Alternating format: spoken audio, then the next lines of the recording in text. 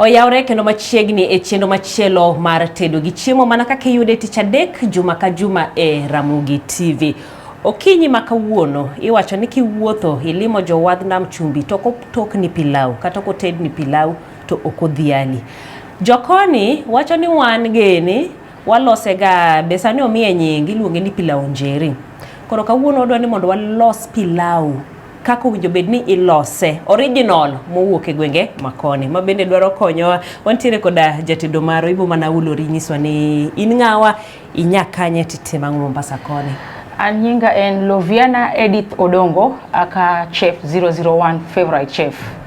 Anya Ugenya lakini adongo koni upon koni Mombasa koni na mchumvi. Okay. Ugenya makanye? Got nanga. Iluongo ni GN. Ero kama na inya. Usayo waga inya iloso pilau. Nitie gik ma waketo mo wacho ko winjo bedni bede akiani waloso pilau bed marabuor. Wadwa kete nyanya. Nyanya kunjo bed kanyo. Akiani waole soy sauce mondo bed marabuor. Mago duto kunjo bed. Pilau itedo gango.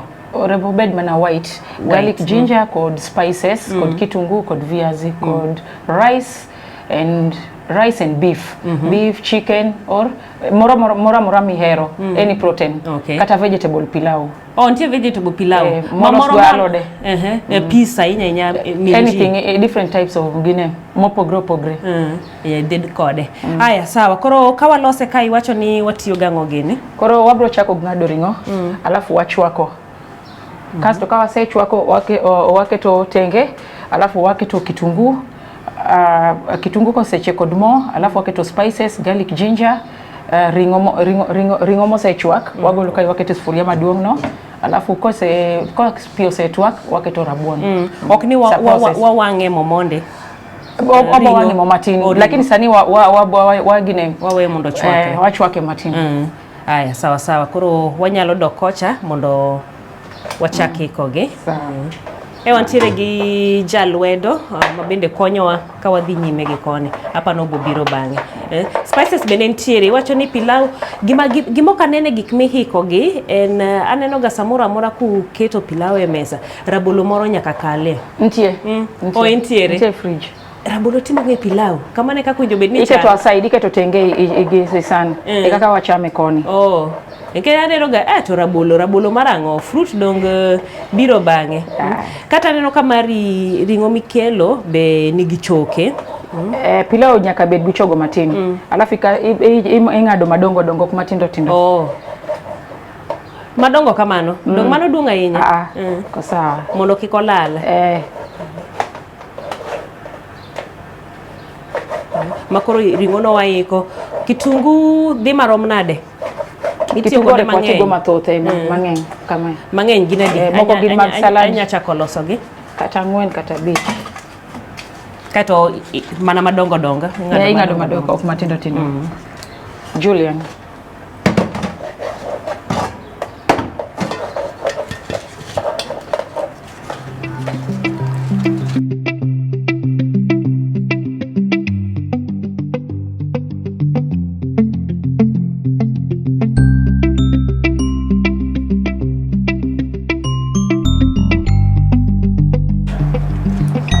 Koro ringoa oseng'ade inene ong'ado madongo ng'eni thothne ji ng'ade ga matindo molo kanyo. Piece achiel ibo yudo ko ng'ade kata diriyo kata didek but owacho ni onjo bed madongo kamano e bedne. Wadhi ng'iyane to kanyo koro chalo nade. En ringo moseluok chuth.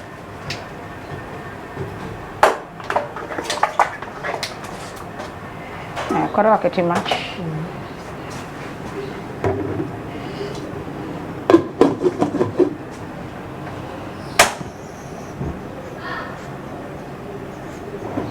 Yes, koro weko twak gimoro da nyako bed mayom koro en onge haraka koni. Wantie be gi jalwedo makonyowa loso gik moko e jikon ka. Koro sama ringo ikore ang'o ma waiko gi bathe kono? Koro aloso rabuon, kitungu ero kanyo osepo kidwa ng'ad. Waloso rabuon kod rabuon garlic ginger awaseloso no. O ma koro paste en mosereg. Koro watiyo go atia. Alafu spices bende wabo wang'o mondi yakawa odd. Okay. Koro mago be ikore gi bathe.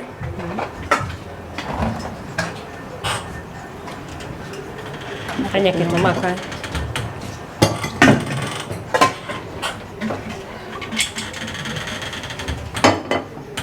Makoro mawacho wakengo da pilau. Iro ga mach mondi yaka yot rego. Ok kete ko numu kamano. Aketi mach mondi kan birit.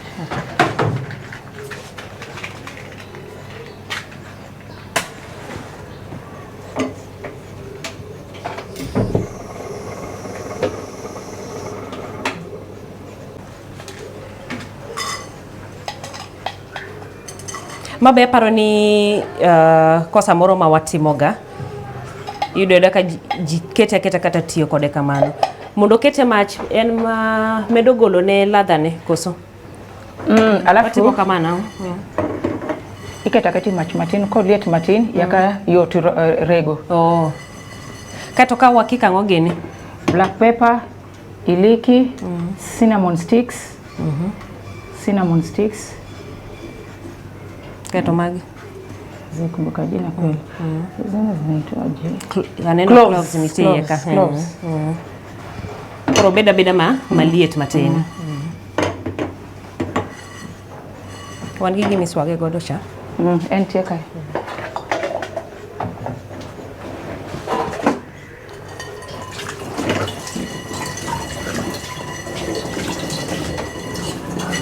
Mai kore yadhe wacha ni dawa ya pilau. Na pilau whole.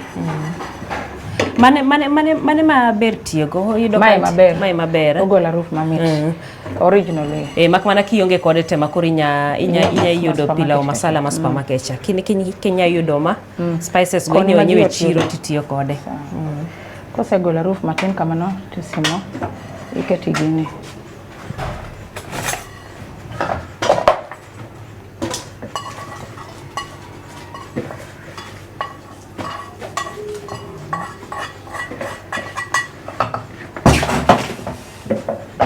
kela nyalo konyi kanyo.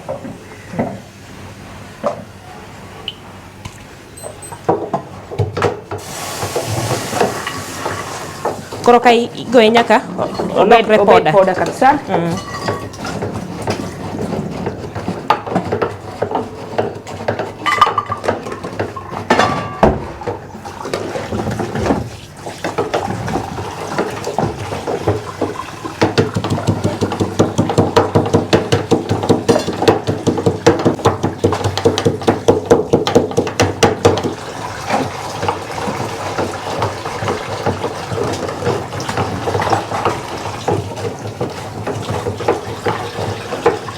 Raboni wacho ni watime nade?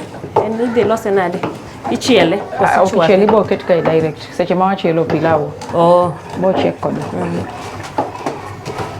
Ntie jomoko maneno ka kuongo wang'e e gine hemo. Macha ma biryani. Kilo sei biryani koro biro mopogore. Iwang'e mo, ifry. Kato tumbe.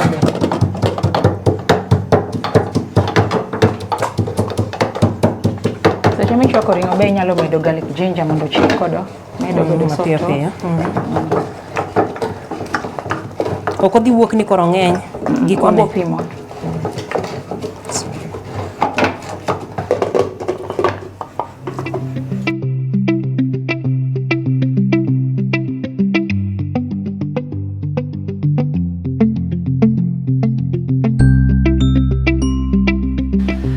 Koro waseiko gikwa kocha kitungu, rabuon, mchele oseikore.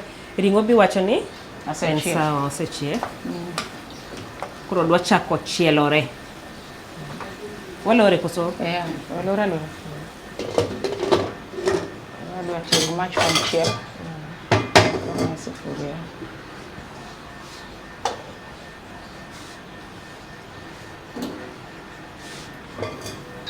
Koro dwa chako chiedo. Wachako gi ring'o koso? No, waketo momondi. Waketo ga momondi alafu waketo kitungu.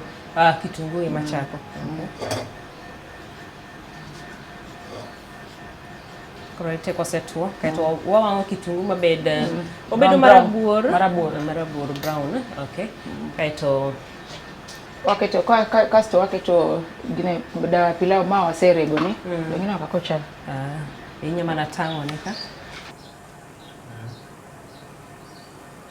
mobedo mayom kamar duka cha kai ni blender en gi harufu maber. Safu maber mafuta ndio da kama usebedo mageto matini alafu waketo kitunguu Masaiko keta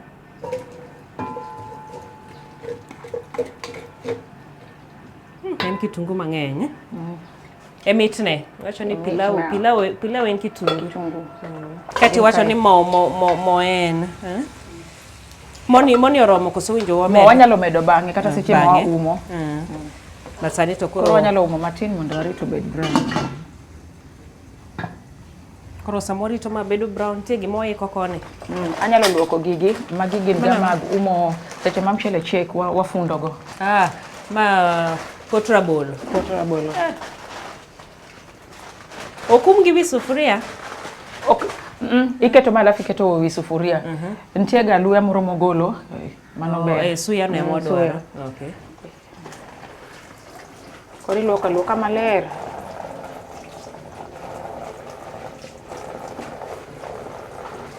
Makuri golo kanye ntiere kone ntiere kone.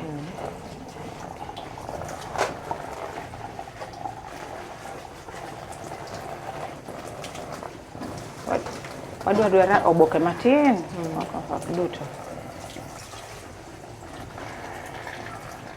Kato nyisane wach mchele. Mchele ma ng'ato tiyo godo. Nyalo soni pilau maber kata kethe nikech pilau doro mchele mawuok achiel.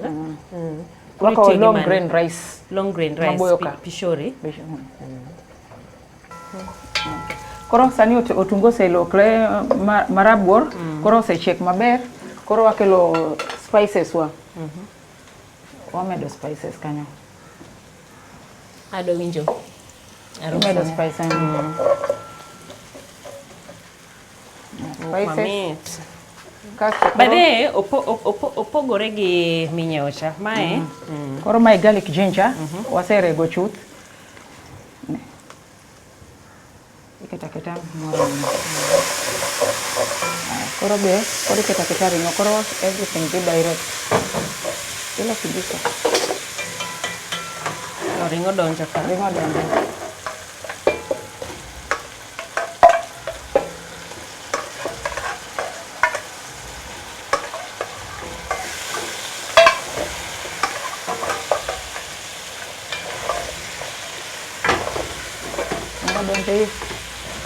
Donjo. Gi waru be. Waru be donjo kopa wase wachwako pi.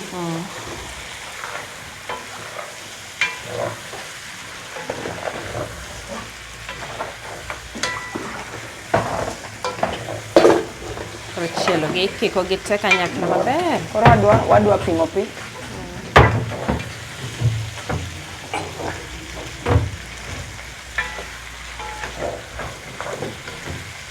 Pimo pi kanyo bende ji timega mopogore. Pole.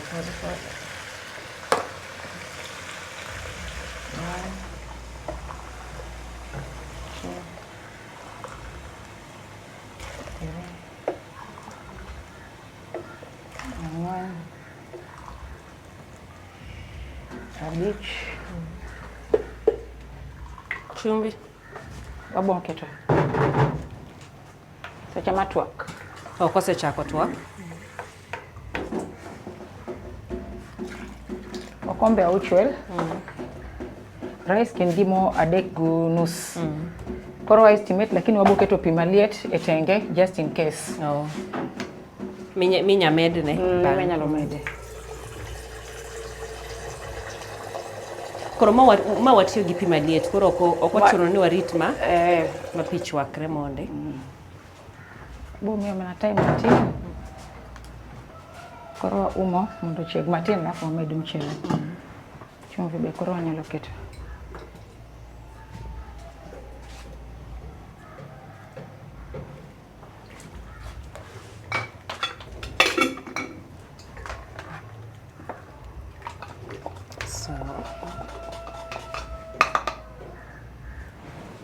Mago mana modong.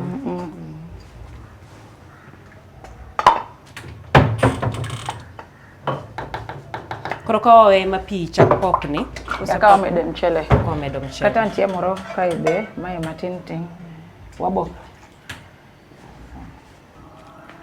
Irudo maber mondo ring'o kod rabuon o spread. Wangi yud ni side achiel nigi ring'o te. Mondo balance. Koro ka wawe otwak. Mach ni sawa? Mach ni sawa. Kosetwak wabo keto piny matin alafu waumo. Koro bathe koni odwa ni walos pilipili ya kanga. Pilipili wa kanga. Bas. Koro mondo walos pilipili wa kanga watiyo gang'o? Watiyo go otungu. Otungu. Apilo be waseketo kae moromo. Nitie lemon. Wabo keto hoho matin. Alafu kod wabo medo maembe. Bo bedo maembe. Maembe. Alafu kwa setieko nyanya bende wabo kete. Kawa setieko to wa blend. Alafu koro ready to eat. Kose yienyo to wa blend. Oh, okay. Keto koro ikore odhegi mae. Wachamo pilau kod salad.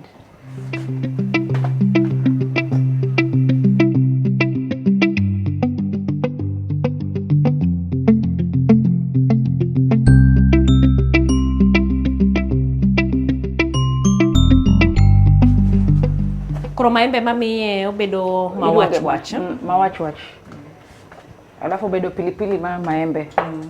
Nitie pilipili mar maembe to gi ukwaju different flavors. Flavors ng'eny. Oh, inya tiyo gi maembe, inya tiyo gi ukwaju. To gi nyaka gibed man gi taste no. Mane kaka wayudo nyinge ka en maembe ok ochuno no bed kata onyalo bedo mamit. Kata inyalo keto pineapple. Anything.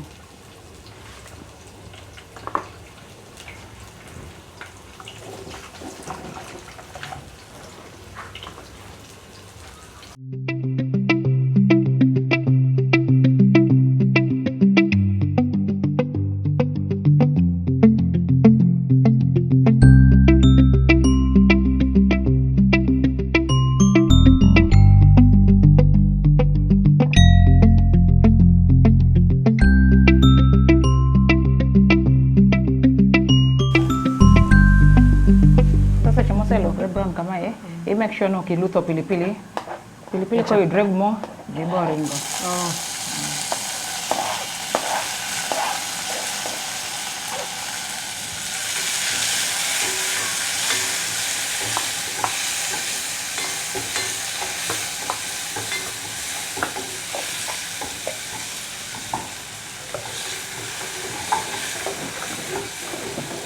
Koro ka wawe nyaka tore.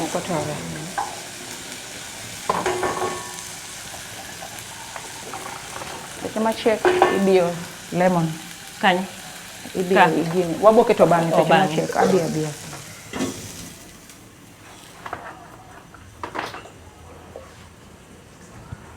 asebudho kapok aneno gir biyo ndim no.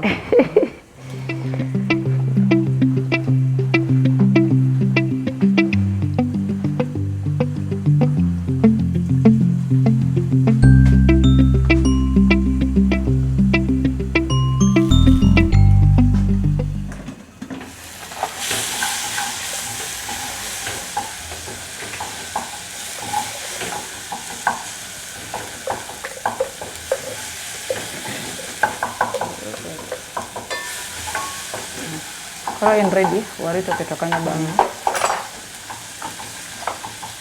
To nyanya gitu. Wanyalo keto maembe matin.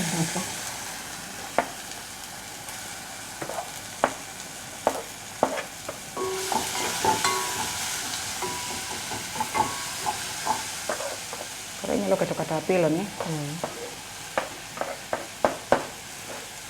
Oh, ingeni ok ochuno nyaka tore nikech pod wadhi. Wabo regi. Pod wadhi regi.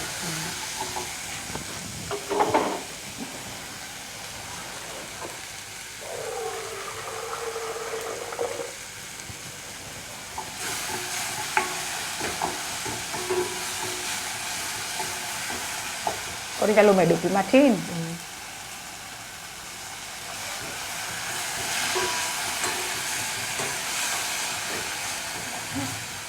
Awinja pilo no mana gi uma.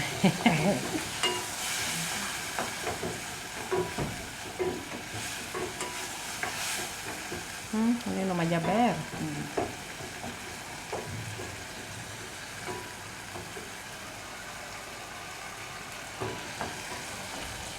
Oh, no biro bang'e.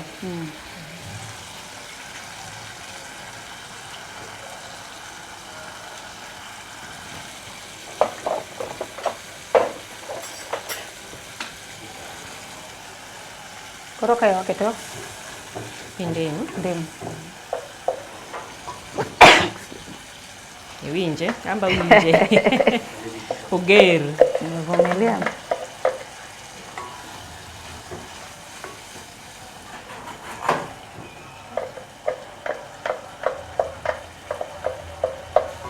Koro nyalo keto salt to taste. Salt matin.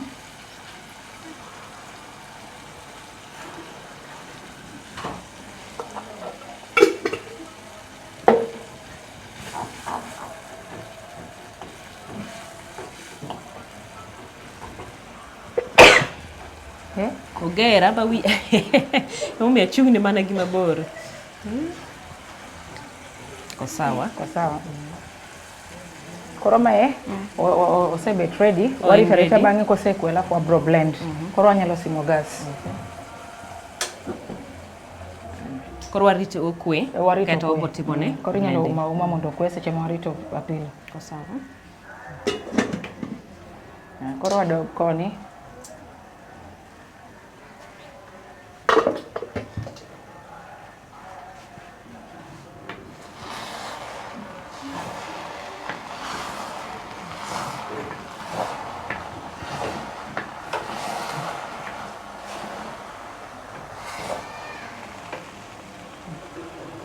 Enena sawa. Koro waduoko ne mach piny. Wadhi dwaro pi maliet koso? Ok apar. Waborando.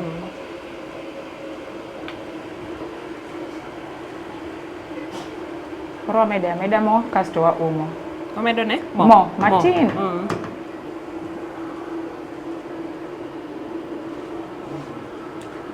En sawa. Rabuon baneno ka ko sawa. Ang'o mone wamedo ne mo? Mo mondo oyaka kik omakre. Sawa. Ipo kumwaga design na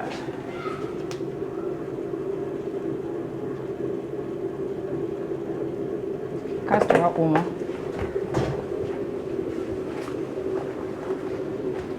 Kae ma koro itrabolo bire.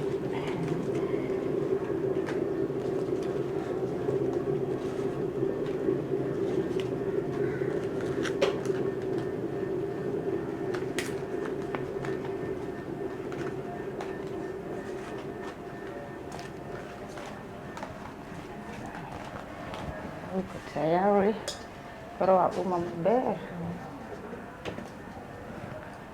Iumo make sure ni umo mondo kia yamo oko. Nikech wadin tikne chate odong' iye kanyo.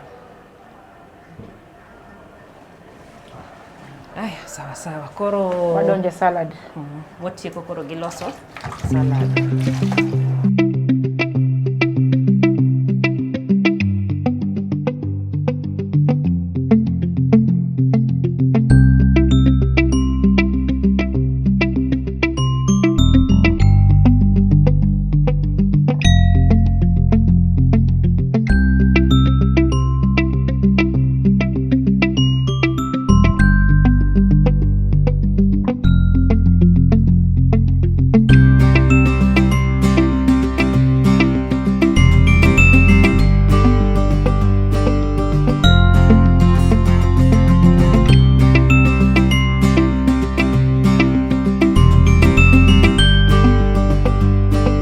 Koro chiemo seikore. Pilau ni sawa, iseng'iye? En maber. Ng'iye ni. Wacho ni dine gi trabolo mondo suya no such pilau odong' iye kanyo kik lal. Koro magi wanyalo golo. Wadiscard wawito. Mano tije rumo. Aneno kowuok maber. Kato be mana kaka iwacho no winjo bedni owere mchele bedo achiel achiel.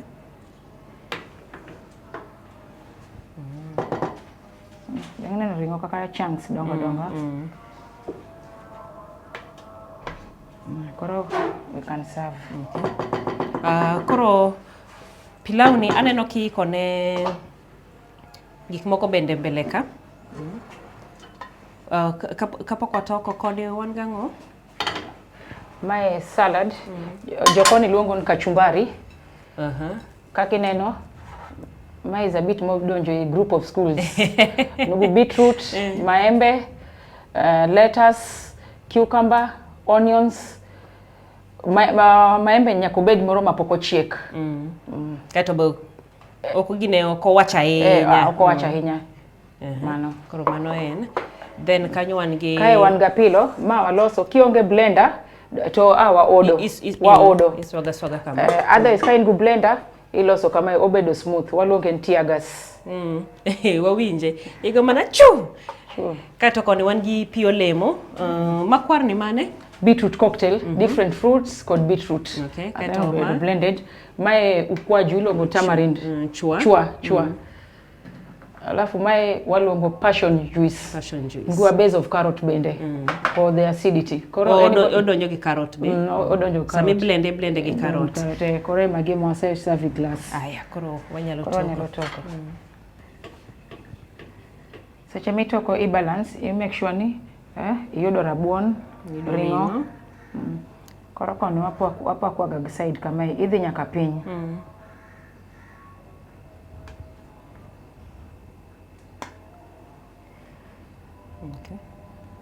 Okay. Jokoni keto ga grabolo. Alafu salad.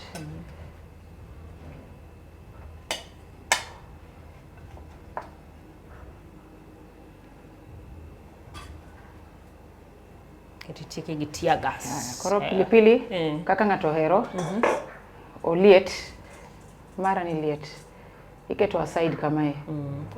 Okay, keke chiemo. Koro and the same thing, kwa hivyo unyala chama mae. Karibu. Koro wan kode pilau wa oseikore. Osekete mesa. Iwacho ni kijiko kando. Otherwise ka ng'ato dwaro kijiko pia wanyalo chiwo. Watime kako timega alog. Ilogo.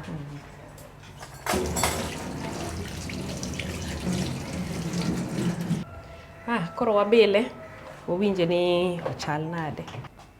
Ni tear gas kwa mbali. Anyalo medo ni mae. Woni so wacho ni moto. Si moto hivyo ko friendly. Si mbaya. Lakini tamu. Ni kuongeze? Pilipili? Madwa tieke ground. Koro i banana odonjo kanye, odonjo nade? Unapil, wengine unakula nayo ama nyalo chamo bana. Na pilau na pilipili na nini?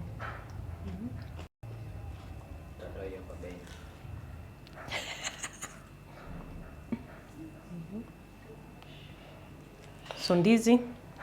Brunya. Hapa? Na pilipili na salad. Ya pilipili. Salad kiasi.